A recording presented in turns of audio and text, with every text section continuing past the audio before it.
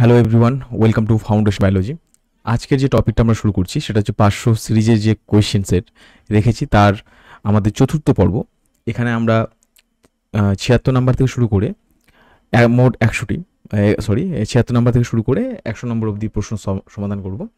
এর আগের ভিডিওগুলো যারা দেখোনি তোমরা অবশ্যই প্লেলিস্ট চেক করো, প্লেলিস্টে গিয়ে পেয়ে যাবে, অনেকের জায়গায় জানতে চেয়েছিলে। তো দেখো 76 থেকে 95টা প্রশ্ন আমি রেখেছি, প্রশ্নের মান 1, আর এখানে শুধু একটি উত্তরই সঠিক হবে। বাকি ক্যাটাগরি 2 আছে যেখানে আমাদের একের বেশি উত্তর সঠিক হতে পারে। যে বিষয়গুলো জানো না, যেমন ধরো নতুন পরীক্ষা দিবে, অনেকের হয়তো নাও জানা থাকতে পারে, তো তোমরা অবশ্যই বিষয়গুলো একবার দেখে নিও, ঠিক আছে? চলো আজকে শুরু করি আমাদের প্রথম প্রশ্ন। প্রথম যে প্রশ্নটা রয়েছে যে আরশোলার হৃৎপিণ্ডে প্রকোষ্ঠের সংখ্যা কত? এখানে দেখো আরশোলার হৃৎপিণ্ডের কথা বলেছে, তাহলে এখানে অপশন হিসাবে যদি তুমি লক্ষ্য করো, অপশন হিসেবে আমাদের সঠিক আনসার কি হচ্ছে? সঠিক আনসারটি হয়ে যাচ্ছে আমাদের অপশনের সি। টোটাল হচ্ছে মোট 13টি, ঠিক আছে? আচ্ছা, এই সংক্রান্ত আমরা আগে এক্সট্রা ইনফরমেশনগুলো জেনে নিই। কি বলেছে দেখো, আরশোলার রক্ত সংবহনতন্ত্র হলো মুক্ত প্রকৃতির, অর্থাৎ ওপেন সার্কুলেটরি সিস্টেম। পরীক্ষা কিন্তু এই প্রশ্নটা দিবে যে আরশোলার মধ্যে কি ধরনের সার্কুলেটরি সিস্টেম দেখতে পাওয়া যায়, সেটা কি অবশ্যই মনে রাখবে, ওপেন। এদের পৃষ্ঠদেশে অবস্থিত লম্বা নলাকার হৃৎপিণ্ডটি 13টি প্রকোষ্ঠে বিভক্ত। প্রতিটি প্রকোষ্ঠ কি দুপাশে অস্ট্রিয়া নামক ছিদ্র থাকে, আর যা কপাটি দ্বারা নিয়ন্ত্রিত হয়। এই বড় ছিদ্রর নাম কি? অস্ট্রিয়া। এই ছিদ্র দিয়ে হিমোলিম, তাহলে পরীক্ষার প্রশ্ন আসতে পারে আরশোলার রক্তকে কি বলা হয়? তাহলে তোমার এখান থেকে একটা আনসার পেয়ে গেলাম, সেটাকে বলা হয় হিমোলিম্ফ, ঠিক আছে? হৃৎপিণ্ডে প্রবেশ করে এবং অন্যান্য বিকল্প, মানুষের হৃৎপিণ্ডে 4টি প্রকোষ্ঠ আছে, ঠিক আছে? বাকি বিকল্পগুলো তুমি লক্ষ্য করে দেখো, 10টি 7টি, এগুলো কিন্তু সঠিক নয়। এবারে আসি আমি ছোট ছোট কিছু ব্রেকডাউন করি। প্রথমত হচ্ছে হিমোলিম্ফে যে কথা বললাম, হিমোলিম্ফটা কি? আরশোলার রক্তকে হিমোলিম্ফ বলে। তাহলে আমরা কি টার্ম একটা পেলাম? হিমোলিম্ফ। তাহলে আরশোলার যে রক্ত তাকে বলা হয় হিমোলিম্ফ। এখানে যে শ্বাস রঞ্জক বলতে পারো, সেটা কি? হিমোগ্লোবিন থাকে না। পরীক্ষায় মনে রাখবে, হিমোগ্লোবিন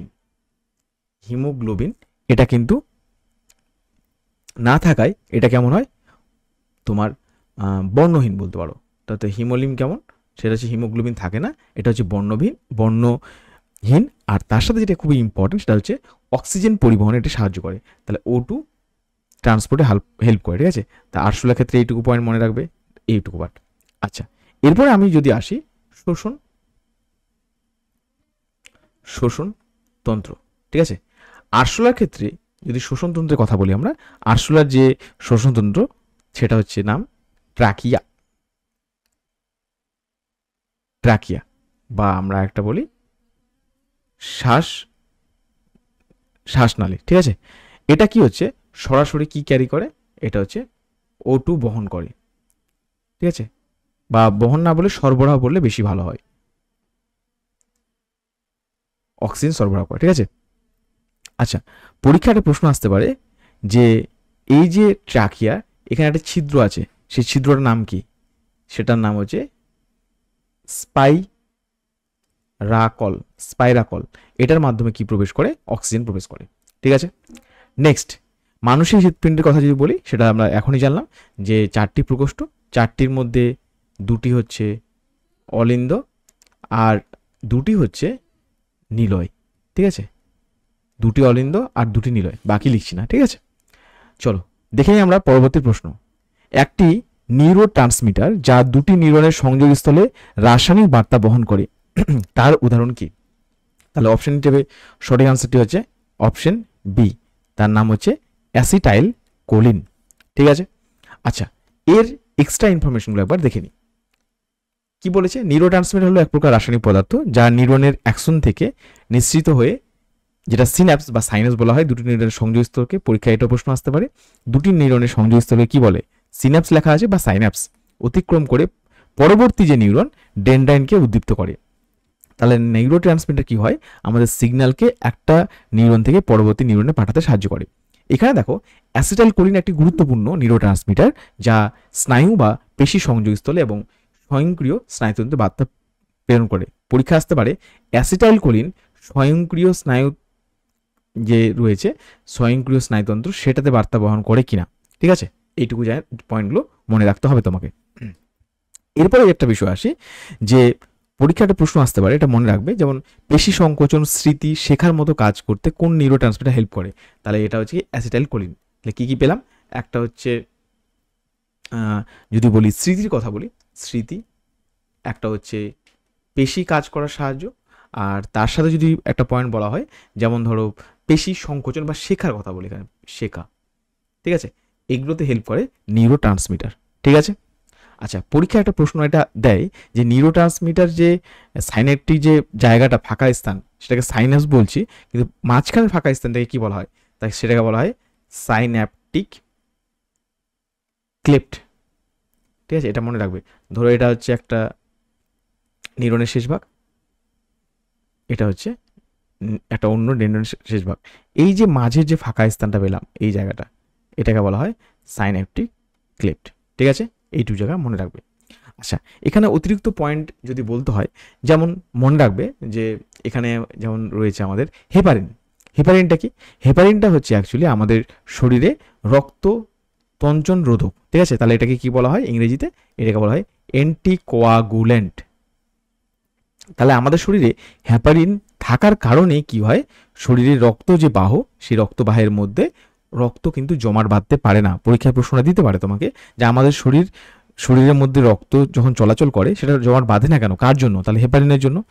আর যখনই রক্তবাহ কেটে যায়, তাহলে রক্ত যখনই বাইরে আসে, অনুচক্রিকা সেই রক্ত যে ক্ষরণ সেটাকে আটকানোর চেষ্টা করে, তো রক্ত বাইরের দিকে সংস্পর্শের সাথে সাথে জমাট বেঁধে যায়, ঠিক আছে।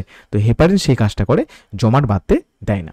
আচ্ছা, পরীক্ষায় আসতে পারে যে তোমার এই যে হেপারিন কোথা থেকে খরিত হয়, পরীক্ষায় এটা কিন্তু জিজ্ঞাসা করতে পারে। তো এটা হচ্ছে মাস্ট সেল। এখন প্রশ্ন যদি আরেকটু ডিপ লেভেলে যাই, যে মাস্ট সেল কোথায় রয়েছে, এটা রয়েছে আমাদের যকৃতে, ঠিক আছে, যকৃতে রয়েছে মাস্ট সেল। আচ্ছা, নেক্সট দেখো অপশন, যেমন হিমোগ্লোবিনের কথা বলেছে। হিমোগ্লোবিন কি? যেমন এটা হচ্ছে হিম এবং হিম প্লাস গ্লোবিলিন, ঠিক আছে, এই দুটো মিলে হচ্ছে হিমোগ্লোবিন। পরীক্ষায় একটা প্রশ্ন এখান থেকে, যেমন থ্যালাসেমিয়া ডিজিজ কি, 11 নম্বর ক্রোমোজোম 16 নম্বর ক্রোমোজোমের জন্য আলফা থ্যালাসেমিয়া, বিটা থ্যালাসেমিয়া, এই জায়গা থেকে কিন্তু প্রশ্ন দেয়। আর আমাদের শরীরে হিমোগ্লোবিন যখন অক্সিজেন ক্যারি করে, কয়টা করে অক্সিজেন ক্যারি করে? 4টে করে অক্সিজেন নিয়ে যেতে পারে, এটা মনে রাখবে, ঠিক আছে। তার মানে একটা হিমোগ্লোবিন যদি একটা নৌকা হয়, তাহলে একটা নৌকার মধ্যে কতজন যাত্রী থাকতে পারে? 4টে। তার মানে হিমোগ্লোবিন কয়টা ক্যারি করতে হবে? 4টে। এখানে দেখো পেপসিন, যে এই যে অপশনটা রয়েছে, পেপসিন কি? এটা হচ্ছে একটা তোমার উৎসেচক, যেটা হচ্ছে পাকস্থলিতে প্রোটিন পরিপাকে সাহায্য করে, প্রোটিন পরিপাক, তাহলে এটা হচ্ছে পেপসিন, ঠিক আছে।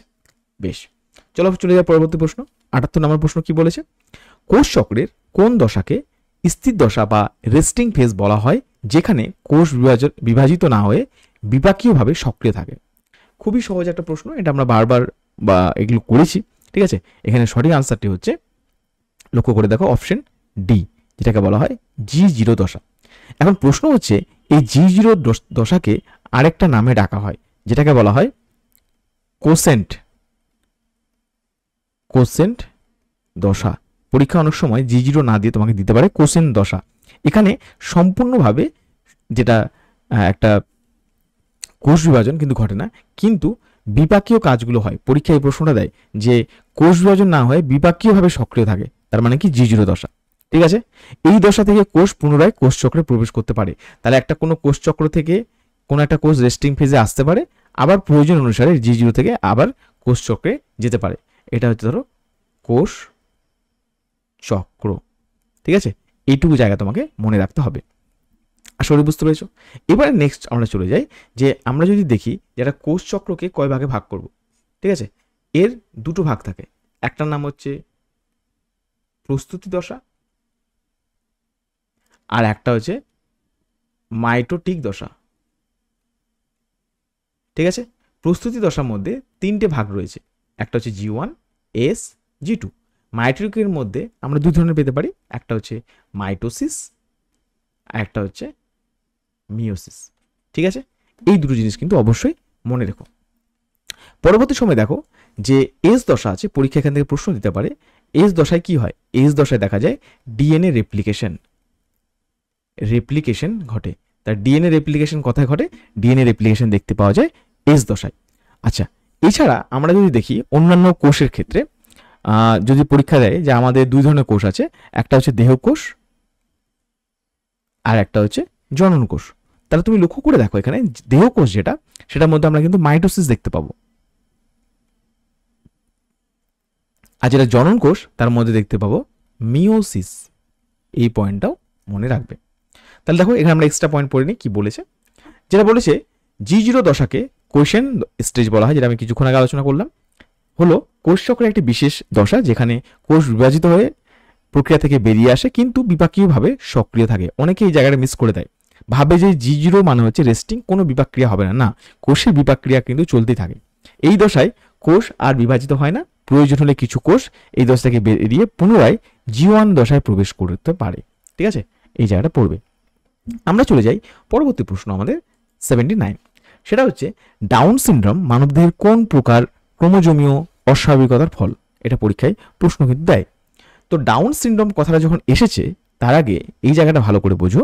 আমাদের শরীরে টোটাল যদি ক্রোমোজোম নাম্বারটা দেখি, ঠিক আছে, একটা দেহকোষ একটা জনন কোষের কথা বলছি, তো তুমি একটা মানব দেহের নর্মাল কোষের সংখ্যা হচ্ছে ক্রোমোজোম সংখ্যা 46 ক্রোমোজোম, যার মধ্যে 44 হচ্ছে দেহকোষের জন্য আর 2 ক্রোমোজোম হচ্ছে জনন কোষ।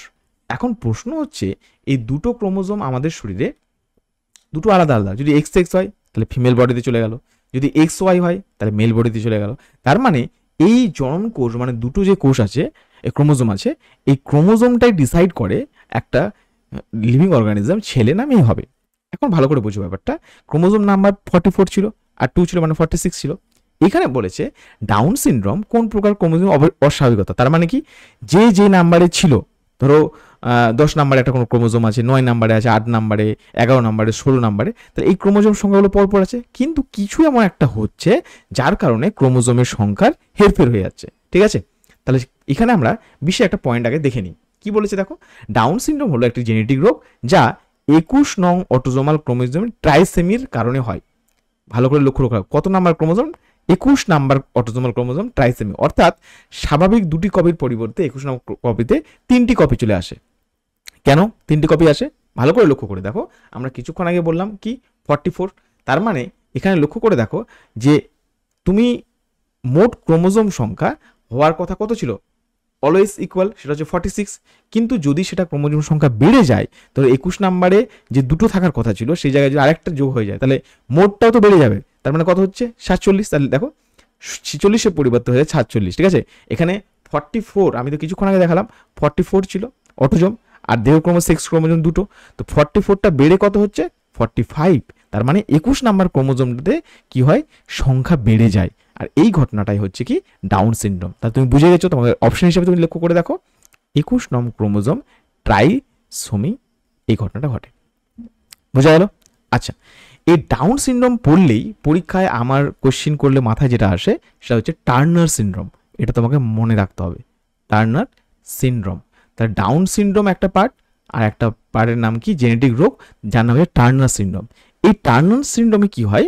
দেখা যায় মহিলাদের শরীরের মধ্যে একটা, যদি আমি বলি স্বাভাবিক মহিলার শরীরে ক্রোমোজোম নাম্বার কত হওয়া উচিত? 44 প্লাস এক্স এক্স, আমি কিছুক্ষণ আগে তোমাদের বললাম। আচ্ছা, এবারে দেখো যদি কোনো কারণে এরকম টার্নার সিনড্রোম হয়, তার মানে তার ক্রোমোজোম নাম্বারটা পরিবর্তন ঘটে। কি পরিবর্তন ঘটে? দেখা যায় যে 44 তো ঠিক আছে, কিন্তু এক্স না থেকে একটা এক্স অনুপস্থিত থেকে যায়। তার মানে এই জায়গাটা ভালো করে লক্ষ্য রাখো। তাহলে এক্স ক্রোমোজোমের অনুপস্থিতি, তাহলে আমরা বলতে পারি এক্স ক্রোমোজোম অনুপস্থিত। কথা বোঝা গেল?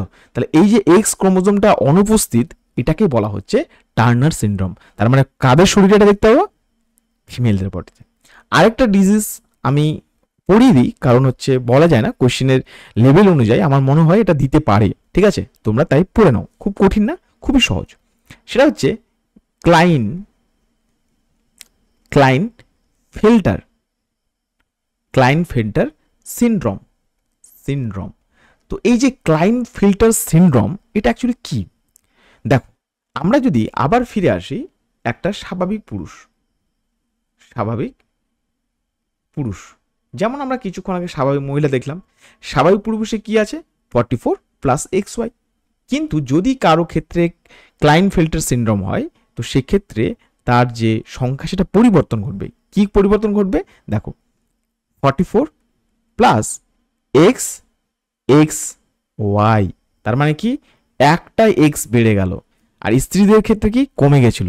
ঠিক আছে, তার মানে এই যে এক্সটা বেড়ে গেল, তার মানে কত হলো তুমি লক্ষ্য করে দেখো, এই জায়গায় একটা অতিরিক্ত এক্স ক্রোমোজোম চলে এসছে, এটাই হচ্ছে ক্লাইনফেল্টার সিনড্রোম। তাহলে কয়টা ডিজিজ পড়লাম আমরা, একটা হচ্ছে ডাউন সিনড্রোম, একটা হচ্ছে টার্নার সিনড্রোম, একটা হচ্ছে ক্লাইনফেল্টার সিনড্রোম। ঠিক আছে, এইটুকু জায়গা মনে রাখতে পারলেই এনাফ।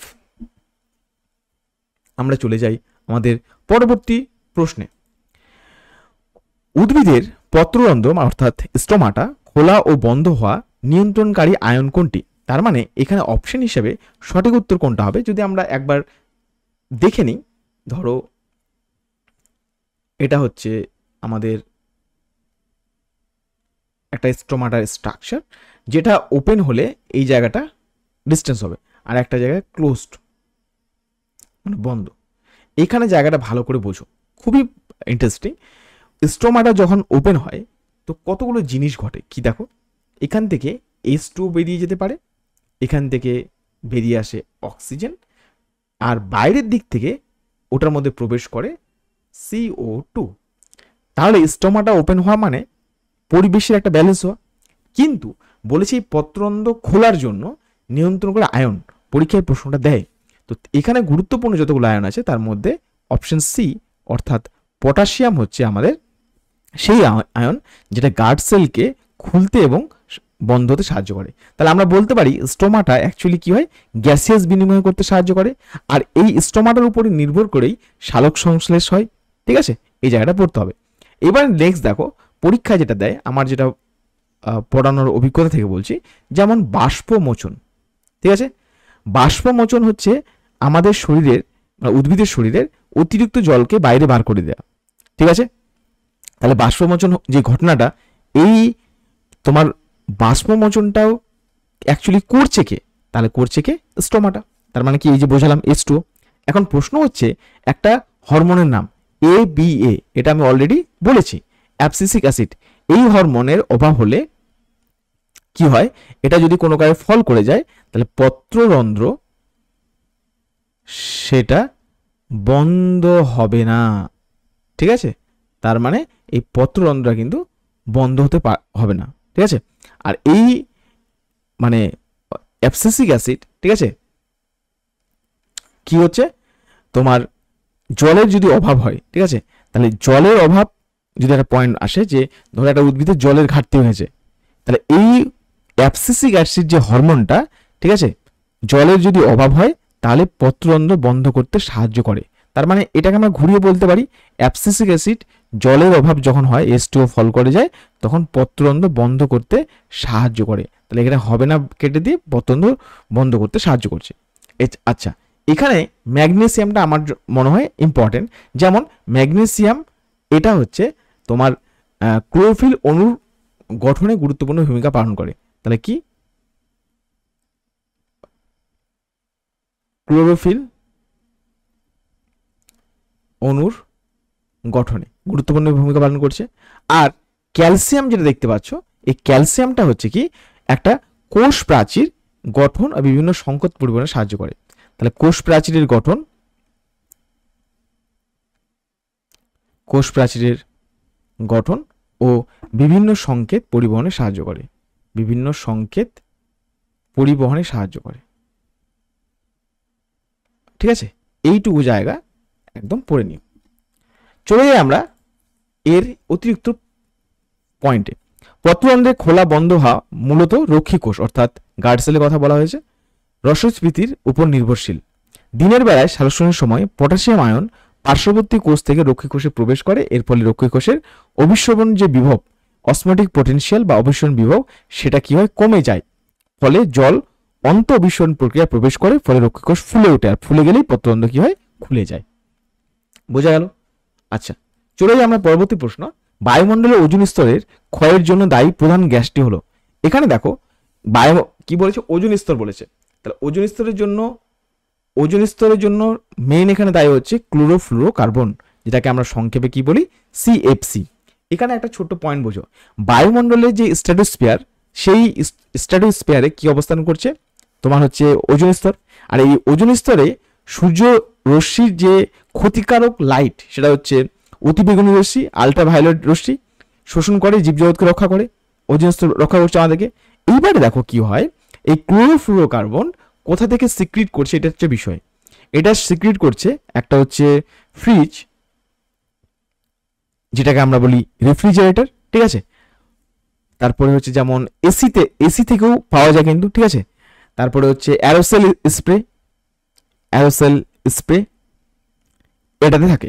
এইবারে দেখো, এরা যখন আস্তে আস্তে করে আমাদের বায়ুমণ্ডলের স্ট্র্যাটোস্ফিয়ারের মধ্যে পৌঁছায়, সাথে সাথে এরা কি হয়, এরা অতিবেগুনি যে রশ্মি, তার প্রভাবে বায়ুমণ্ডলের, ঠিক আছে, যে তোমার এই যে গ্যাসগুলো গেল, এই ক্লোরোফ্লুরোকার্বন ভেঙে গিয়ে কি করে, ক্লোরিন তৈরি করে। ভালো করে বুঝবে ব্যাপারটা, ক্লোরোফ্লুরোকার্বন ভেঙে গিয়ে ক্লোরিন পরমাণু তৈরি করে।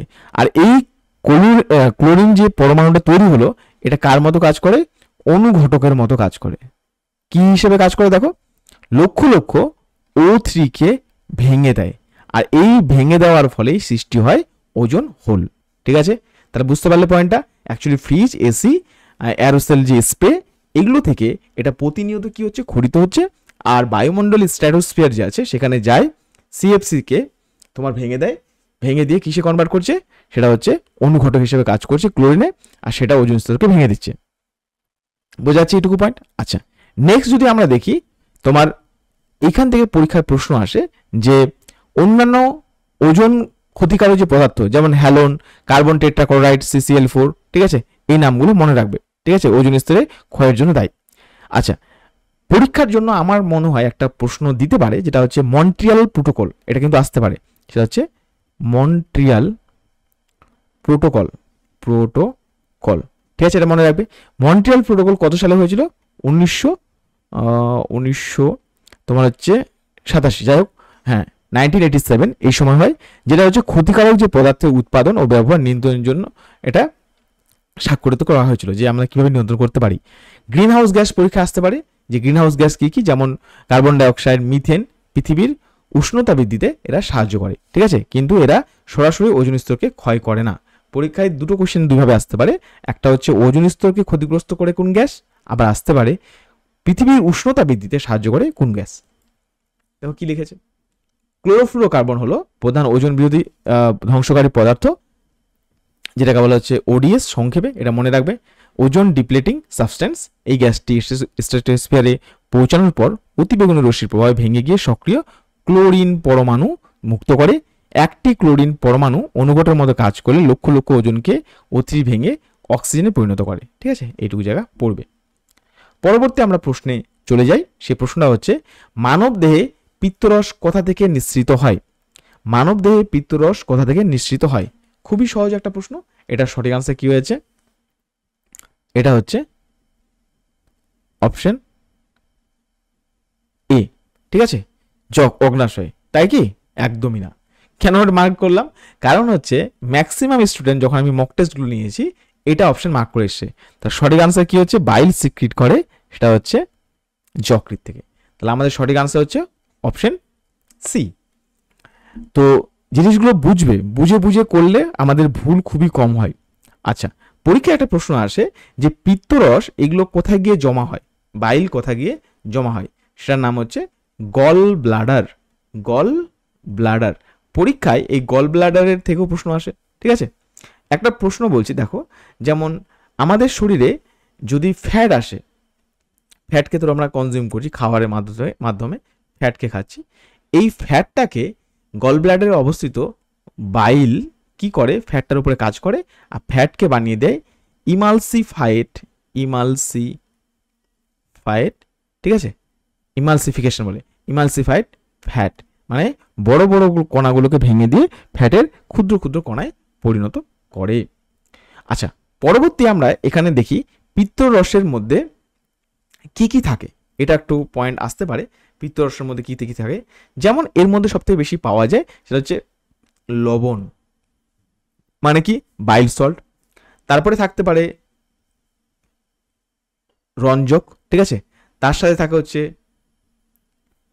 কোলেস্টেরল, ঠিক আছে, আর থাকতে পারে ফসফোলিপিড। বোঝা গেল? পিত্তরস যকৃৎ কোষ থেকে উৎপন্ন হয়, দেখো কি লেখা হয়, যকৃৎ কোষ থেকে উৎপন্ন হয়, এরপর এটি পিত্তথলি বা গল ব্যাডারে জমা হয়, সেখানে ঘনীভূত হয়, খাদ্য ক্ষুদ্রান্তে পৌঁছালে পিত্তথলি থেকে পিত্তরস পিত্তনালীর মাধ্যমে ডিউডেনামে এসে খাদ্যের সঙ্গে মিশে যায়। এইটুকু পয়েন্ট মনে রাখবে, ঠিক আছে। আচ্ছা, অগ্ন্যাশয়ের ব্যাপারে যখন বলছিলাম প্যানক্রিয়াস, তাহলে এটাকে বলা হয় মিশ্রগ্রন্থি, আর এখান থেকে খরিত হয় ট্রিপসিন, লাইপেস, যে নামটা বলছিলাম একবার দেখিয়ে দিই, যেমন হচ্ছে ওই যে অগ্ন্যাশয় কথা, ট্রিপসিন, লাইপেস, এই নামগুলো কিন্তু পড়বে, ঠিক আছে। হরমোনের মধ্যে কি কি খরিত হয়, যেমন ইনসুলিন, গ্লুকাগন, সোমাটোস্ট্যাটিন, ঠিক আছে, এই নামগুলো কিন্তু পড়বে। আচ্ছা, পাকস্থলী কি, পাকস্থলী এসসিএল খরিত করে, আর তার সাথে হচ্ছে পেপসিন উৎসেচক খরিত করে। তোমাদের জন্য একটা প্রশ্ন দিচ্ছি, কমেন্ট সেকশনে কমেন্ট করবে, যদিও কমেন্ট করো না তোমরা, তোমাদেরকে আমি বলছি কমেন্ট করো। সেটা হচ্ছে এসসিএল যে পাকস্থলীতে খরিত হয় কোন কোষ ক্ষরণ করে, না পারলে বলবে, আমি আনসার বলে দিচ্ছি পরে, ঠিক আছে। চলো, হুইটেকার 5 রাজ্য শ্রেণীবিন্যাসে কি ভিত্তি কি ছিল? সঠিক আনসার কি, এখানে দেখো, কোষের প্রকৃতি ও পুষ্টি পদ্ধতি, ঠিক আছে। তাহলে এখানে পরীক্ষায় আসতে পারে আর.এইচ হুইটেকারের কথা, ঠিক আছে। বাকি এখানে অপশনগুলো যদি তুমি লক্ষ্য করে দেখো, এখানে যেমন 5টি রাজ্য কি কি, পরীক্ষা এটা যদি মনে না থাকে তোমাদের, প্রথমে কি পড়বে, মনেরা, তারপরে হচ্ছে প্রোটিস্টা, তারপরে পড়বে হচ্ছে ফাঙ্গি, তারপরে হচ্ছে প্ল্যান্ট, দেন হচ্ছে অ্যানিমেল। মনেরার মধ্যে কি, মনেরা হচ্ছে এককোষী, যেমন ব্যাকটেরিয়া, সাইনোব্যাকটেরিয়া। প্রোটিস্টার মধ্যে কি, যেমন অ্যামিবা, ইউগ্লিনা। ছত্রাকের মধ্যে কি, ইস্ট, ঠিক আছে, যেটা হচ্ছে ব্যতিক্রম, অ্যাকচুয়ালি বহুকোষী হয়ে যাচ্ছে, এককোষী, এগুলো কিন্তু পড়বে, ঠিক আছে। যাই হোক, এবারে আমরা চলে যাই এই পার্টটার কিছু এক্সট্রা ইনফরমেশন, এখানে দেওয়াও রয়েছে ইনফরমেশন। আচ্ছা, আর.এইচ হুইটেকার 5 রাজ্যের শ্রেণীবিন্যাস, কোষের প্রকৃতি, এই পার্টগুলো একবার দেখে নিন, ঠিক আছে। আচ্ছা, নেক্সট হচ্ছে পরাগ রেণুর কথা বলেছে। পরাগ রেণু মাতৃকোষ থেকে পরাগ রেণু উৎপাদন পদ্ধতিকে কি বলে? তো এই প্রশ্নটা আছে, দেখো, তাহলে এটা সঠিক আনসার হচ্ছে অপশন বি, মাইক্রোস্পোরোজেনেসিস। এটা সঠিক উত্তর হচ্ছে মাইক্রোস্পোরোজেনেসিস। বোঝা গেল? এখন প্রশ্ন হচ্ছে, দেখো, মাইক্রোস্পোরোজেনেসিস থেকে কি হচ্ছে, পোলের মাদার সেল থেকে পরাগ রেণু তৈরি হচ্ছে। ডিম্বকের মধ্যে থাকা একটা পয়েন্ট বলে দেই, যেমন এই জায়গাটা ভালোভাবে বুঝতে পারবে। আচ্ছা, পোলেন গ্রেন যদি এটা হয়, ঠিক আছে, এর মধ্যে দুটো পার্ট পাওয়া যায়, একটা বড় সেল, একটা ছোট সেল। বড় সেলটার নাম হচ্ছে ভেজিটেটিভ সেল, আর ছোট সেলটার নাম হচ্ছে জেনারেটিভ সেল। আর বাইরের দিকে হচ্ছে টেস্টা, আর ভিতরের দিকে টেগমা। তো পোলেন গ্রেনের এটা আসতে পারে টেস্টা, টেগমা, ভেজিটেটিভ সেল, জেনারেটিভ সেল। এখানে একটা প্রশ্ন না বললেই নয়, যে পোলেন গ্রেন এটা জেনেটিক্যালি কেমন হয়। কথা বোঝা যায়? জেনেটিক্যালি মানে এর মধ্যে হ্যাপ্লয়েড না ডিপ্লয়েড হয়, এরা প্রত্যেকে হয় কেমন, হ্যাপ্লয়েড, ঠিক আছে। তার মানে সংক্ষেপে কি দিয়ে লেখা হতে পারে, এন দিয়ে, এটা মনে রাখবে। আচ্ছা, এখানে আরেকটা পয়েন্ট তোমরা বাড়িতে পড়ে নিও, যেমন আমার পরীক্ষার জন্য মনে হচ্ছে, সেটা হচ্ছে মেগাস্পোরোজেনেসিসটা পড়বে। মেগাস্পোরোজেনেসিস হচ্ছে ডিম্বাণুর ক্ষেত্রে বলা হচ্ছে, ঠিক আছে। পার্থেনোজেনেসিস মানে কি, নিষেক ছাড়াই ডিম্বাণু থেকে সরাসরি অপত্য জীব সৃষ্টি হওয়ার পদ্ধতি। আমি লাইনটা একবার রিপিট করছি, যে নিষেক ছাড়াই ডিম্বাণু থেকে সরাসরি অপত্য সৃষ্টি।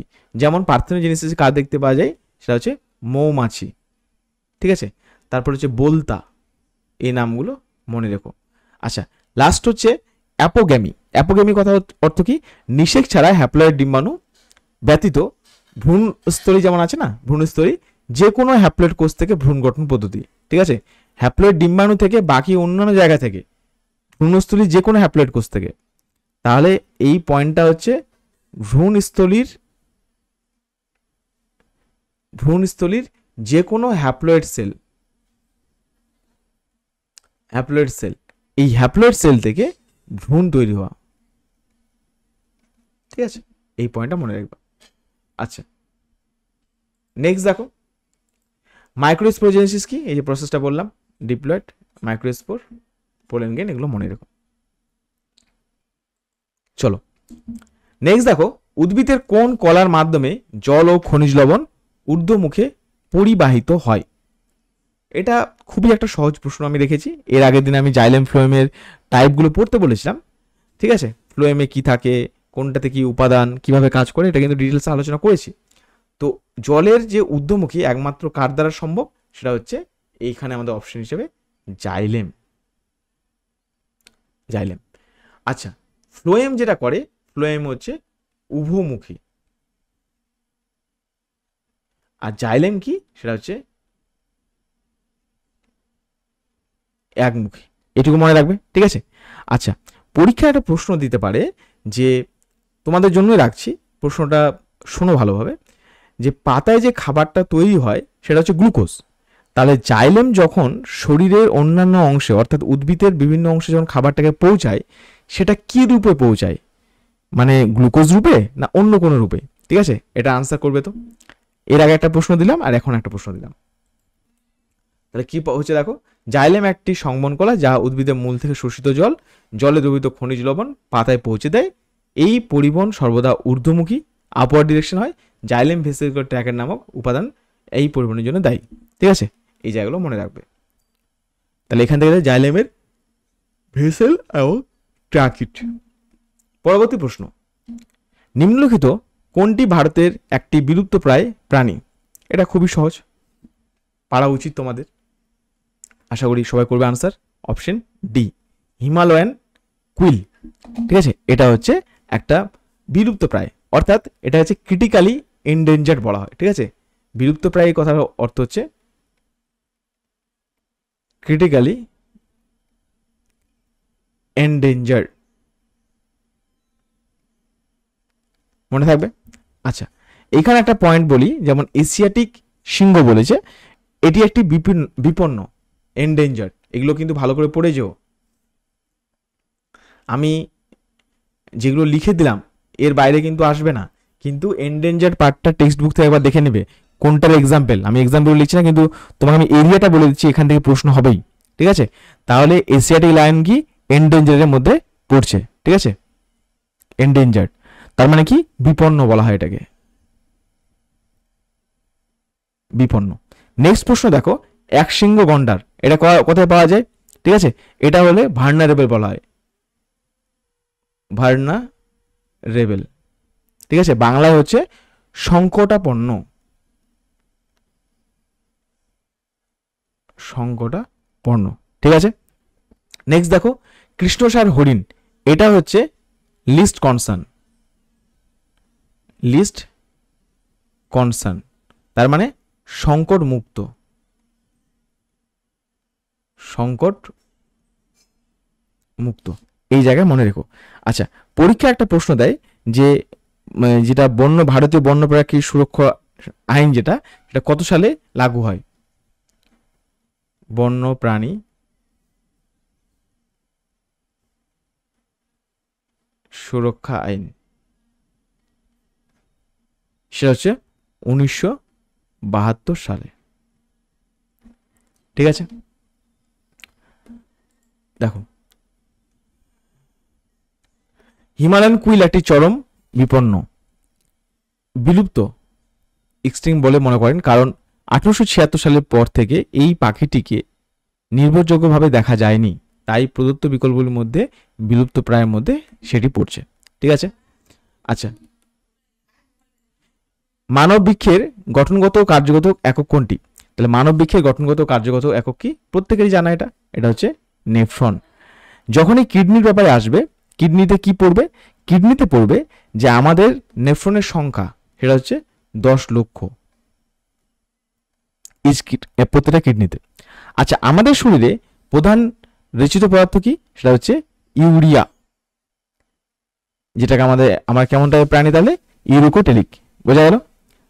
আচ্ছা, এইখানে মনে রাখবে যে প্রতিটি নেফ্রনের দুটি অংশ নিয়ে গঠিত। কি দুটি অংশ পাচ্ছি? একটার নাম হচ্ছে ম্যালপিজিয়ান কর্পাসেল,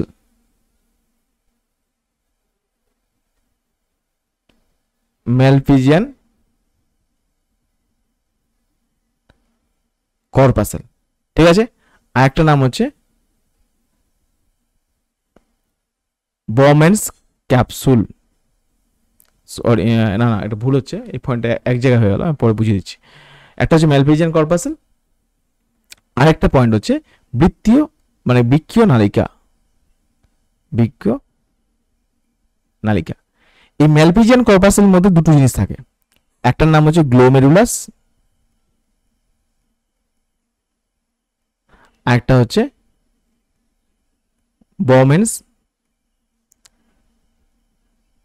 ক্যাপসুল। আচ্ছা, এই বৃক্ষীয় নালিকার মধ্যে দুটো পার্ট, একটা নিকটবর্তী সংবর্ত নালিকা,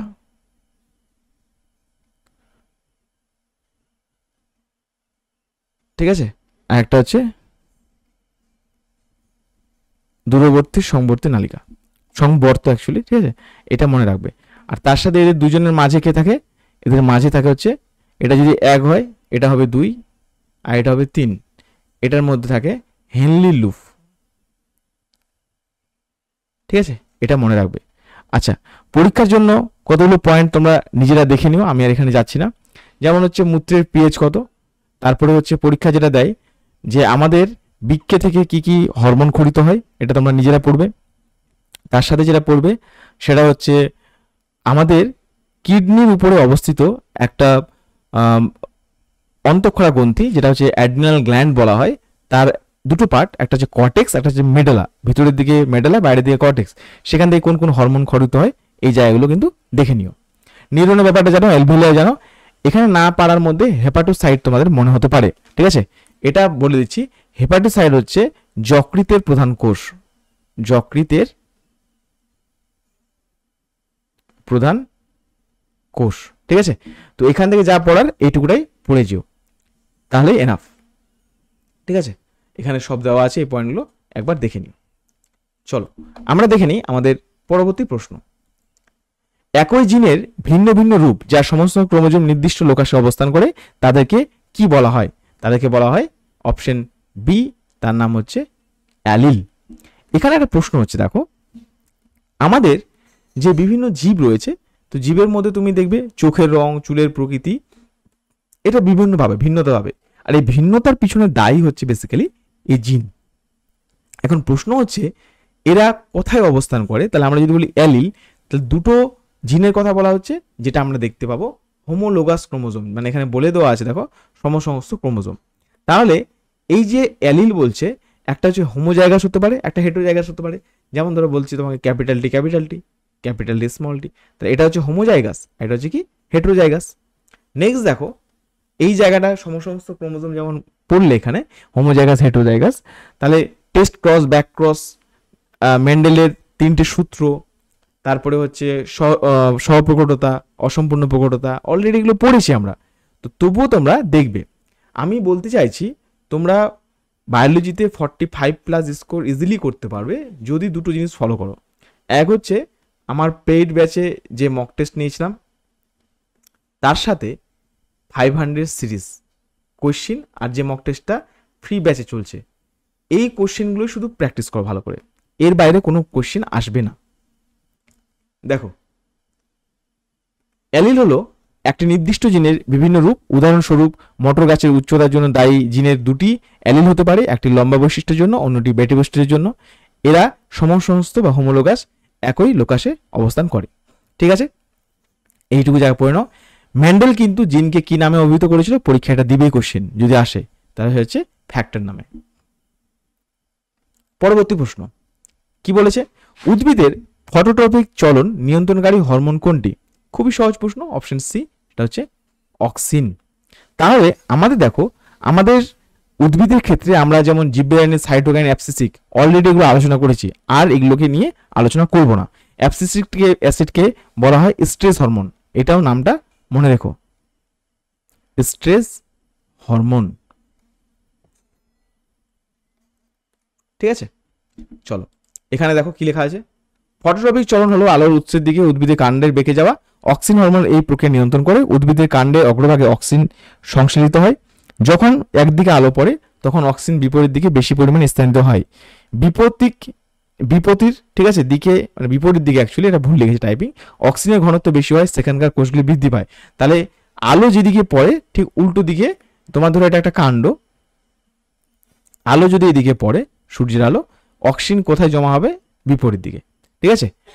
জীবের সাইটোকাইন কোষ বিভাজন উদ্দীপ্ত করে। জীবের হচ্ছে বীজের অঙ্কুরোদ্গম, পর্বের মধ্যে বৃদ্ধি, এগুলো অলরেডি আলোচনা করেছিলাম, ঠিক আছে। আর অ্যাবসিসিক অ্যাসিড বৃদ্ধি প্রতিরোধ হরমোন, প্রতিরোধ বন্ধ করতে আর বীজের সুপ্ত অবস্থা বজায় রাখতে সাহায্য করে। বীজের সুপ্ত অবস্থা ভাঙতে সাহায্য করে, তাহলে এটা হচ্ছে জিবরেনালিন। তাহলে এগুলো আমার পড়া হয়ে গেছে, যেহেতু অলরেডি আমরা অন্যান্য কোশ্চেন এগুলো আলোচনা করেছি। তারপরে প্রশ্ন রেখেছি এই কারণে যাতে সেকেন্ড টাইম তোমার রিকল হতে পারে। বাদুড়ের ডানা ও তিমি ফ্লিপার কি প্রকারের অঙ্গের উদাহরণ? ঠিক আছে, এখানে সঠিক আনসার হচ্ছে সমসমস্ত অঙ্গ। তার মানে সমসমস্ত অঙ্গ কোনটাকে বলবো? যদি দেখি যে সমস্ত অঙ্গ গঠনগত এবং ভ্রূণগত উৎপত্তি এক, কিন্তু বিভিন্ন পরিবেশে অভিযোজিত হয় তাদের ভিন্ন প্রকৃতির হয়, তাদেরকে বলা হয় সমসমস্ত অঙ্গ। ঠিক আছে, আরেকটা নেক্সট কি? সমবৃত্তীয় অঙ্গ। আরেকটা হচ্ছে নিষ্ক্রিয় অঙ্গ। নিষ্ক্রিয় অঙ্গ কোনটা? যে অঙ্গগুলি পূর্বপুরুষের দেহে সক্রিয় ছিল কিন্তু বর্তমানে শরীরের মধ্যে থাকতে পারে, কিন্তু বিবর্তনের ফলে সেটার ব্যবহার হয় না। ঠিক আছে, আচ্ছা এবারে চলে যাই আমরা আমাদের এই যে ডিটেলস রয়েছে সেটা। এখানে একটা সবচেয়ে ইম্পর্টেন্ট পয়েন্ট, ডেফিনেশন তো পড়বেই, ঠিক আছে, কিন্তু এই যে দেখো অপসারী বিবর্তন বলে শর্ট কোশ্চেন আসতে পারে। ঠিক আছে, তাহলে পরীক্ষা দিবে সমসমস্ত অঙ্গ কি ধরনের? অপসারী, এভলিউশনকে নির্দেশ করে। এই দুটো জায়গা কিন্তু একবার দেখে নিও। তাহলে সমসমস্ত অঙ্গ কি ধরনের বিবর্তনকে নির্দেশ করে? এটা হচ্ছে অপসারী। যে পদ্ধতিতে রিকম্বিনেন্ট ডিএনএ তৈরি করা হয় তাকে কি বলে? রিকম্বিনেন্ট ডিএনএ যেটা করা হয় সেটা হচ্ছে জেনেটিক ইঞ্জিনিয়ারিং মাধ্যমে, রিকম্বিনেন্ট ডিএনএ। এখন প্রশ্ন হচ্ছে এই জেনেটিক ইঞ্জিনিয়ারিংটা কি আসলে? তো জেনেটিক ইঞ্জিনিয়ারিং হলো একটা জৈব প্রযুক্তি বলতে পারো, যেখানে একটা শাখা, যেখানে কৃত্রিমভাবে একটি জীবের যে জিন আছে সেটাকে পরিবর্তন করে দেওয়া হয়। এই প্রক্রিয়ায় তোমরা কি দেখবে? একটা নির্দিষ্ট জিনকে একটা জীব থেকে পৃথক করা হলো, এবং আমরা যেটা চাইছি যে একটা নতুন বৈশিষ্ট্য নিতে, সেই বৈশিষ্ট্য জীবের ডিএনএর সাথে যুক্ত করে সেই জিনটাকে আবার প্রবেশ করে দেওয়া হয় একটা পোষক কোষের কাছে। তার মানে আমরা ধরো এটা একটা জীব, এর কাছ থেকে কোনো একটা ডিএনএ নিলাম, নেওয়ার পরে আমাদের ইচ্ছে অনুসারে কোনো একটা বৈশিষ্ট্যকে এর মধ্যে দিলাম, একটা বৈশিষ্ট্যকে দেওয়ার পরে এটাকে অন্য একটা পোষকের মধ্যে প্রবেশ করে দিলাম। তার মানে কি হচ্ছে? আমরা এই যে জিনটা দিচ্ছি, ডিএনএটাকে দিচ্ছি, তো আমাদের সেটা কি নিজের ইচ্ছে অনুসারে সেটা করতে পারছি। পরীক্ষায় আসতে পারে যে এটার প্রযুক্তির মাধ্যমে কি করা হয় জেনেটিক ইঞ্জিনিয়ারিংয়ের মাধ্যমে। যেমন পরীক্ষার জন্য মনে রাখবে সেটা হচ্ছে ইনসুলিন, ভ্যাকসিন, জেনেটিক্যাল মডিফাইড ফসল তৈরি করা হয়, জিএমও। ঠিক আছে, জিএমও পরীক্ষা আসতে পারে, জেনেটিক্যালি মডিফাইড। ঠিক আছে, এই জেনেটিক্যালি মডিফাইড যে অর্গানিজম বলতে পারো জিএমওর, তো সেটা হচ্ছে কার মাধ্যমে করা হয়? জেনেটিক ইঞ্জিনিয়ারিং মাধ্যমে। আবার কি করা হয়? ভ্যাকসিন তৈরি করা হয় জেনেটিক্যাল ইঞ্জিনিয়ারিং মাধ্যমে। আবার কি তবে ইনসুলিন তৈরি করা হয়। ঠিক আছে, পরীক্ষার জন্য এগুলো পড়ে নিবে। মাইক্রোপ্রোপাগেশন অলরেডি আমি বলে দিয়েছি, সেটা কি? মাইক্রোপ্রোপাগেশন হচ্ছে একটা ছোট্ট কর্ষণ দ্রবণ, সেখানে কি করছো? উদ্ভিদের কোনো একটা ক্ষুদ্র অংশ নিচ্ছ এবং সেখানে পরীক্ষাগারে অসংখ্য চারা গাছ তৈরি করা। হাইব্রিডাইজেশনটা কি? হাইব্রিডাইজেশন হচ্ছে দুটি ভিন্ন প্রজাতির যে বৈশিষ্ট্যযুক্ত কোনো জীবের মধ্যে সংকরায়ন। ক্লোনিং কি? ক্লোনিংটা খুবই সহজ, কোনো জীব বা কোষের হুবহু মানে একই রকম জিনগত প্রতিরূপ তৈরি করা। কোনো জীবের হুবহু, ঠিক আছে, হুবহু, ঠিক আছে, এই জায়গাটা পড়ে ভালো করে, হুবহু একই রকম গঠন তৈরি করা। তো জেনেটিক ইঞ্জিনিয়ারিং পয়েন্টে যা যা আছে এটা একবার নিজেরা দেখে নিও। ঠিক আছে, চলো। বায়োলজিক্যাল অক্সিজেন ডিমান্ড বিওডি বৃদ্ধি পেলে জলাশয়ে কি প্রভাব পড়ে? খুবই সহজ একটা পয়েন্ট। তাহলে অপশন বি দেখো, দ্রবীভূত অক্সিজেনের পরিমাণ হ্রাস পেয়ে যায়, এটা আমরা অলরেডি পড়েছি। তো এই যে বায়োলজিক্যাল অক্সিজেন ডিমান্ড, এর ফলে যে দূষণ হচ্ছে, এখানে একটা পয়েন্ট মনে রাখবে, ইউট্রিফিকেশন। ইউট্রিফিকেশন মানে কি? জলাশয়ের মধ্যে ফসফেট আর নাইট্রোজেন জাতীয় যদি পুষ্টির পরিমাণ বেড়ে যায়, সেখানে কি হয়? দুটো জিনিস বাড়ে। ভালো করে শোনো, একটা কি বললাম? একটা হচ্ছে নাইট্রোজেন, কোনো একটা পুকুর আছে ধরো পন্ড, পুকুরের মধ্যে নাইট্রোজেন, আর একটা হচ্ছে ফসফেট। ফসফেট এই দুটোর মধ্যে যদি পরিমাণ বেড়ে যায় তো প্রচুর পরিমাণে সংখ্যা বৃদ্ধি ঘটবে। সংখ্যা বৃদ্ধি ঘটবে কার? তার নাম হচ্ছে শৈবাল। তাহলে এই শৈবালটা যদি বেড়ে যায়, আর এই শৈবাল বৃদ্ধি পাওয়ার যে ঘটনা সেটাকে বলা হয় অ্যালগাল ব্লুম। Algal bloom. আর অ্যালগাল ব্লুম যদি হয় তাহলে জলের অক্সিজেনের ঘাটতি দেখা দেবে, আর যার ফলে অন্যান্য যে জীব তারা হচ্ছে তোমার ঠিক আছে প্রচুর পরিমাণে ক্ষতিগ্রস্ত হবে। আর এই অ্যালগাল ব্লুম শৈবালটা কি হয়, কখন অক্সিজেন নিয়ে নেয়? যখন এরা মারা যায়। তাহলে কি হচ্ছে দেখো, পন্ডের মধ্যে যদি নাইট্রোজেন আর ফসফেট যৌগ যদি বেড়ে যায় তাহলে শৈবালের সংখ্যা বৃদ্ধি পায়, আর শৈবালের সংখ্যা বৃদ্ধি পাওয়াকে অ্যালগাল ব্লুম বলে।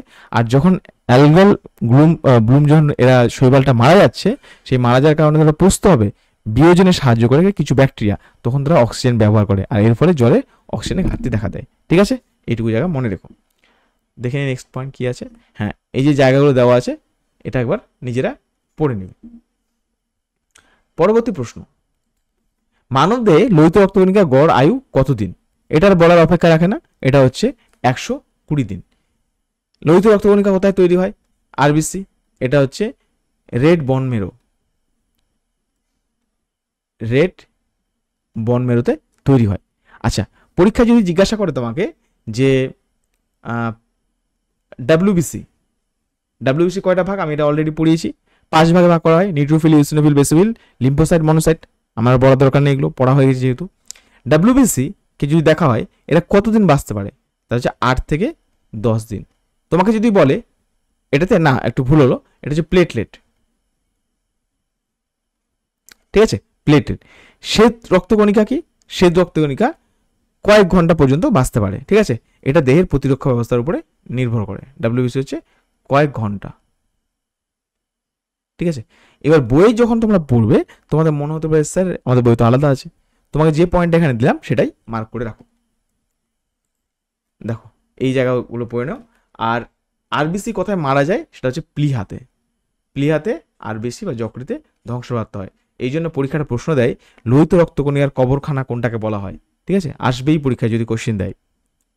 পরবর্তী প্রশ্ন, কোষ পর্দার ফ্লুইড মোজাইক মডেল কে প্রবর্তন করেন? অর্থাৎ এই মডেলটা কে দিয়েছিল? তো আমাদের কোষ পর্দা সংক্রান্ত যে মডেল, সেই মডেলটা হচ্ছে 3টে টার্ম আছে, ভালোভাবে মনে রাখবে। একটা হচ্ছে ইউনিট মেমব্রেন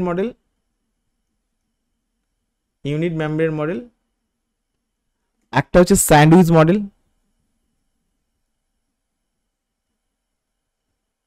ঠিক আছে, আর একটা হচ্ছে ফ্লুইড মোজাইক মডেল।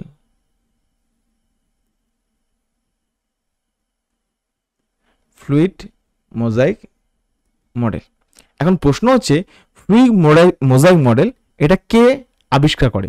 সেটা হচ্ছে অপশন সি, সেটা হচ্ছে কি সিঙ্গার অ্যান্ড নিকলসন। এখানে কত সালে? 1972 সালে। এই সালটা মনে রাখবে। রবার্ট হুক কি করেছিল? রবার্ট হুক করেছিল প্রথম কোষ আবিষ্কার করে। সালটা কত? 1965।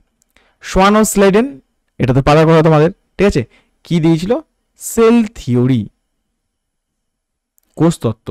ওয়াটসন ক্রিক এটা হচ্ছে ডিএনএ ডাবল হেলিক্স স্ট্রাকচারটাকে দেন। ডাবল হেলিক্স স্ট্রাকচার, সেখানে তোমাদের পড়েছিলাম যে একটা পাকে কতগুলো নিউক্লিওটাইড থাকে? 10টা। তাদের মধ্যে দূরত্ব হচ্ছে 3.4 অ্যাংস্ট্রম। টোটাল লেন্থ কত? 340 অ্যাংস্ট্রম। এই জিনিসগুলো অলরেডি বলেছি, তো এগুলো পড়ে নিও। আমি ডিএনএর কথা বললাম, ঠিক আছে। তাহলে এখানে দেখো ফ্লুইড মোজাইক মডেল সম্পর্কে এগুলো দেওয়া আছে। পরবর্তী প্রশ্ন, যোগ্যতম উদ্বর্তন কথাটি প্রবক্তা কে? Survival of the fittest. এইখানে দেখো একটা প্রশ্ন এখানে ঘুরিয়ে আসে। হ্যাঁ, কেন ঘুরিয়ে আসে ব্যাপারটা বলি। দেখো, যোগ্যতম উদ্বর্তন যদি এখানে প্রশ্নটা আসতো ধারণা, ঠিক আছে, তাহলে পরীক্ষার প্রশ্নটা কিন্তু আলাদা হতো। ঠিক আছে, এইখানে কেন বলছি যে এই ধারণাটা কিন্তু অ্যাকচুয়ালি কার মতবাদের সঙ্গে মিলে যায়? সেটা হচ্ছে চার্লস ডারউইন। কিন্তু প্রবক্তা এই কথাটা কিন্তু প্রথম ব্যবহার করেছিল, তার নাম হচ্ছে হারবার্ট স্পেন্সার। এই নামটা মনে রাখবে। এইখানে দেখো একটা কথা বলি, যেমন On the Origin of Species কার লেখা? চার্লস ডারউইন, ঠিক আছে। প্রিন্সিপাল অফ বায়োলজি, এটা হচ্ছে গ্রন্থটা পড়ছিল যখন, মানে চার্লস ডারউইন কি করেছিল বলতো, অ্যাকচুয়ালি এটা স্টোরি আছে এর পিছনে, ঠিক আছে। ব্যাপারটা হচ্ছে ব্রিটিশ যে দার্শনিক হারবার্ট স্পেন্সার, তার একটা বুক ছিল, ঠিক আছে। তো সেই বইটা পড়ার সময় Charles Darwin survival of the fittest টার্মটা পায়, এবং পরবর্তী সময় Charles Darwin On the Origin of Species, ঠিক আছে, এই বইটা যখন লিখে, ঠিক আছে, যে সংরক্ষণ সেটাতে যোগ করে দেয়। তো মনে করা হয় যে এই তথ্যটা অ্যাকচুয়ালি কে দিয়েছে? এই তথ্যটা দিয়েছে হচ্ছে হারবার্ট স্পেন্সার, ঠিক আছে। এখানে একটা পয়েন্ট বলি, যেমন প্রাকৃতিক মতবাদ, ঠিক আছে, নির্বাচন, যে প্রাকৃতিক নির্বাচন মতবাদ, সেটা কিন্তু চার্লস ডারউইন দিয়েছে, ঠিক আছে। আচ্ছা, নেক্সট হচ্ছে দেখো, যা ব্যাপটিস্ট দ্য মনেট ল্যামার্ক, ল্যামার্কের ক্ষেত্রে কি পেয়েছিলাম? অর্জিত গুণের উত্তরাধিকার। Hugo the bridge, Hugo the bridge কি করেছিল? পরিব্যক্তি বা মিউটেশন। পরীক্ষার জন্য একটু টেক্সট বুক পড়ার সময় একটা জিনিস দেখে রাখবে, সেটা হচ্ছে যখন তুমি টেক্সট বুক পড়ছো, একটা বিষয় হচ্ছে, ধরো এমন একটা কোশ্চেন পেলে, যে কোশ্চেনটা হচ্ছে তোমার এরকম দেওয়া রয়েছে যে ল্যামার্কের যে এক্সপেরিমেন্ট সেটা করেছিল কে, কোন বিজ্ঞানী, এই জায়গাগুলো দেখবে। ভাইসম্যানের নামটা তোমরা কিন্তু পাবে, ঠিক আছে। ইঁদুরের লেজ কেটে পরীক্ষা করছিল, ঠিক আছে, এই জায়গাটা, এই যে গল্পটা এখানে দেওয়া আছে। ডারউইন পরে স্পেন্সারের কাছ থেকে এই কথাটি ধার করেন, তার বইয়ের পঞ্চম শ্রেণীর প্রাকৃতিক নির্বাচন সমর্থন হিসেবে ব্যবহার করেন, ঠিক আছে, পড়ে নিও। আজকে আমরা চলে যাবো আমাদের ক্যাটাগরি প্রশ্ন। টোটাল 5টা প্রশ্ন রয়েছে, এখানে এক বা একাধিক উত্তর সঠিক হতে পারে। সালোক সংশ্লেষের আলোক নির্ভর দশা সম্পর্কিত সঠিক বক্তব্যগুলি লেখো। এখানে সঠিক উত্তর কি হবে? অপশন এ, এটা ক্লোরোপ্লাস্টের গ্রানায় হয়, একদম ঠিক। এই দশায় জলের অণু বিশিষ্ট অক্সিজেন, একদম ঠিক, বিও ঠিক আছে। এটিপি এনএডিপিএইচ এর মতো শক্তি যৌগ উৎপন্ন সৃষ্টি হয়, একদম ঠিক আছে। কার্বন ডাইঅক্সাইড অঙ্গীভূত হয় না, এটা হবে না, ঠিক আছে, এটা পড়ে নিই। নেক্সট, এখানে ডিটেলস দেওয়া আছে, একবার পড়ে নিও, ঠিক আছে তোমরা। হুইটেকারের 5 রাজ্যের শ্রেণীবিভাগের অন্তর্গত রাজ্য হলো, এই জায়গায় এই প্রশ্নটা খুবই সহজ। অন্তর্গত রাজ্য বলেছে, মনেরা, প্রতিষ্ঠা, ভাইরাস কিন্তু বলতে পারেনি, সেটা হচ্ছে ছত্রাক, এই 3টে, ঠিক আছে, কিছুক্ষণ আগে বললাম। আচ্ছা, একটা কথা বলি, ভাইরাসকে আরএইচ হুইটেকার কোনো কিন্তু পর্যায় শ্রেণীতে রাখেনি, ঠিক আছে। এটা পরবর্তী সময় দেখা গেল যে এ হচ্ছে ভাইরাস, না জীব, না জীব, না জ্বর, এই পয়েন্টটা দেখেছিল। মানব রেচনতন্ত্রের প্রধান অঙ্গগুলি হলো কি কি? যেমন একজোড়া বৃক্ক, ঠিক আছে, একজোড়া গোবিনী, আর তার সাথে হচ্ছে কি মূত্রাশয়। এই 3টে জিনিস হচ্ছে মানব যকৃতের অঙ্গ। এখন প্রশ্ন হচ্ছে, আমরা যদি দেখি অ্যামোনিয়া হচ্ছে মেন রোল প্লে করে, এখানে একটা পয়েন্ট মনে রাখবে। আচ্ছা, এখানে বুঝিয়ে দিচ্ছি, যকৃৎ থেকে ক্ষরিত হয় অ্যামোনিয়া, আর এই অ্যামোনিয়া থেকে কি তৈরি হয়? ইউরিয়া, ঠিক আছে। তাই রেচন অঙ্গ হিসেবে কিন্তু ইউরিয়া বিবেচিত হয় না, সরি অ্যামোনিয়া, এটা হচ্ছে কি পরিপাক তন্ত্রের একটা অংশ, মানে বলতে পারো একটা কোনো পদার্থ। তার মানে যকৃৎ তৈরি করে অ্যামোনিয়া, সেখান থেকে পরবর্তী সময় ইউরিয়া তৈরি হয়। তাহলে এই পয়েন্টটাও মাথায় রেখো, ঠিক আছে, পরীক্ষা আসতে পারে। আচ্ছা, নেক্সট হচ্ছে প্রশ্ন, ক্রোমোজোমীয় অস্বাভাবিকতার কারণে সৃষ্ট রোগগুলি হলো, কিছুক্ষণ আগে আমরা আলোচনা করেছি, ঠিক আছে, তোমরা এখানে পারবে সবাই। ফার্স্ট হচ্ছে ডাউন সিনড্রোম, টার্নার সিনড্রোম, আর হচ্ছে ক্লাইফেল্টার সিনড্রোম। এটা দেখো কি ছিল? হিমোফিলিয়া। এটা হচ্ছে হিমোফিলিয়া রোগটা হচ্ছে জিনগত রোগ, ঠিক আছে, জিনগত রোগ, ঠিক আছে। তাহলে এই হিমোফিলিয়াটা কিন্তু মেন্ডেল ডিসঅর্ডার, পরীক্ষা এটাও দিতে পারে, মেন্ডেল ডিসঅর্ডার, মেন্ডেলের রোগ, মানে মেন্ডেল যে এক্সপেরিমেন্টগুলো করেছিল তার একটা জিন লিঙ্ক রোগ, ঠিক আছে। এখানে কি হয়? এক্স ক্রোমোজোমের মিউটেশনের কারণে হয়, এগুলো কিন্তু মিউটেশন। আর এখানে কি হচ্ছিল? ক্রোমোজোমের সংখ্যা বৃদ্ধির কারণে, এই 3টে হচ্ছে ক্রোমোজোমের সংখ্যা বৃদ্ধি, আর এখানে কি হচ্ছে? ক্রোমোজোমের মিউটেশনের কারণে। পরীক্ষা এটা মনে রাখবে ভালোভাবে, এটা গুলিয়ে ফেলো না, ক্রোমোজোম মিউটেশন এটার কারণে হয়। আজকে আমাদের লাস্ট প্রশ্ন, বায়ু দূষণের ফলে যে সমস্যাগুলো সৃষ্টি হয় সেগুলো কি কি। তো প্রথমে দেখো পয়েন্ট রয়েছে অ্যাসিড বৃষ্টি। অ্যাসিড বৃষ্টিটা কি, এটা যদি আমরা একটু হালকা করে বলতে চাই, যে যেই ধরনের গ্যাস যেমন SO2, তারপর ধরো নির্গত হলো নাইট্রোজেন ডাইসালফাইড, এই সমস্ত গ্যাস যখন নির্গত হচ্ছে, এরা বালি মানে কি বলে বাতাসের মধ্যে জলীয় বাষ্পের সাথে রিয়াক্ট করছে। আর এই জলীয় বাষ্পের সাথে রিয়াক্ট করার পরে দুই ধরনের গ্যাস বানাচ্ছে, H2SO4 আর একটা হচ্ছে HNO3, আর এটাই হচ্ছে অ্যাসিড রেন। তাহলে এই দুটো নামগুলো কিন্তু মনে রেখো, আমি কিন্তু বলে দিলাম, ঠিক আছে। আর হচ্ছে নেক্সট, বায়ু দূষণের ফলে বিশ্ব উষ্ণায়ন, এটা কি হবে? হ্যাঁ অবশ্যই, বিশ্ব উষ্ণায়ন তো ঘটে। তার মানে এটা, তাহলে গ্লোবাল ওয়ার্মিং এর জন্য কোন কোন গ্যাসের কথা বললাম, যেমন CO2, CH4, ঠিক আছে, CFC, এটা কিন্তু তাই। ইউট্রিফিকেশনটা তো কিছুক্ষণ আগে বললাম, অ্যালগাল ব্লুম, ওটা পোর্শন কিন্তু একদমই আলাদা, এটা নয়। মানুষের যন্ত্রের রোগ, হ্যাঁ অবশ্যই এটা হয়। পরীক্ষায় প্রশ্ন আসবে SPM এর full form, suspended particular matter, এটা কিন্তু আসছে পরীক্ষায়, ঠিক আছে। ক্ষতিকারক গ্যাসের মধ্যে যেমন SO2 আর NO2 বা NO3, এরকম নামগুলো মনে রাখবে, ঠিক আছে। হাঁপানি, অ্যালার্জি, এগুলো হয়। তো এই ছিল আজকে তোমাদের ক্লাস। যদি ক্লাসটা ভালো লেগে থাকে তাহলে অবশ্যই তোমরা ভিডিওটিকে লাইক করে দিও আর বন্ধুদের মাঝে শেয়ার করে দিও। যদি কোনো ডাউট থেকে থাকে এবং তোমাদের যে প্রশ্নগুলো আমি দিলাম সেই প্রশ্নগুলো কিন্তু অবশ্যই কমেন্ট করে জানিও। আজকে এই পর্যন্তই, কথা হচ্ছে পরের সিরিজে। Thank you so much.